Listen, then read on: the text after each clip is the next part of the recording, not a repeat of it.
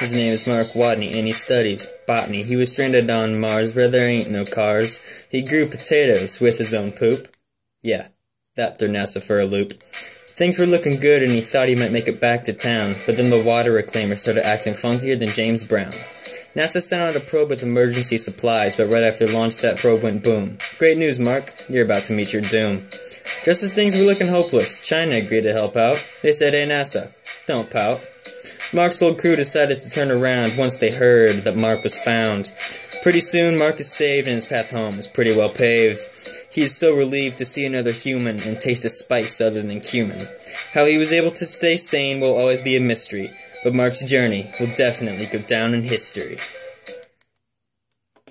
That was D Money More, my first single for Mrs.Townes.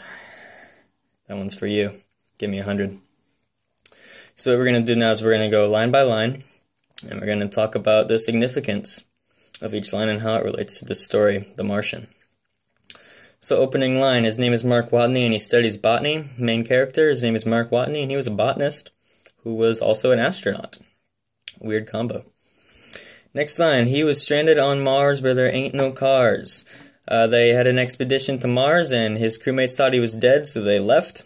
Turns out he wasn't dead. So he was stranded on Mars, and since he was the only human, there really was no cars on Mars. Next line, he grew potatoes with his own poop. Yeah, that threw NASA for a loop. He had potato seeds with him in the hab, and he grew potatoes with some Martian soil and essentially used his own crap for fertilizer. That's why he's a botanist.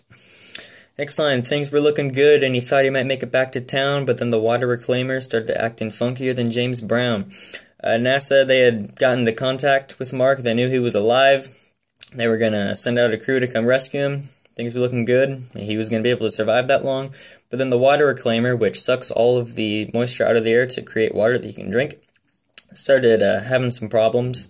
And I said that it was acting funkier than James Brown because James Brown was one funky man. Eventually, though, Mark did fix the water reclaimer and everything was all good.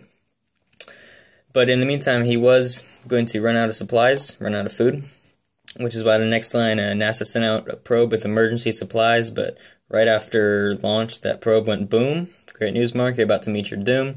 It's because they, in order to get the probe to him quick enough to where it would get there before he died, they needed to skip all the safety checks. And by doing that, it exploded. So it looks like Mark was going to die. But then, just as things were looking hopeless, China agreed to help out. They said, "Hey, NASA, don't pout." China said they would send out supplies because they had a supply probe ready. And the remaining crew that was on their way back to Earth, they would just intercept it, use the Earth's gravity to slingshot around the planet and head back to Mars and go save Mark. So that was the plan, and essentially that's what happened. Next line, Mark's old crew decided to turn around once they heard that Mark was found. That's what they did. They intercepted China's probe, slingshotted around the Earth using the gravity to head back to Mars. Pretty soon Mark is saved and his path home is pretty well paved. They go, they rescue Mark, and they start heading home to Earth. Next line, he is so relieved to see another human and overjoyed to taste a spice other than cumin. You know, he had been alone on Mars for a couple years. And he had a lot of cumin on the spice, which is what he used to season his potatoes, so I'm sure he was happy to taste some rosemary and some thyme, other good spices.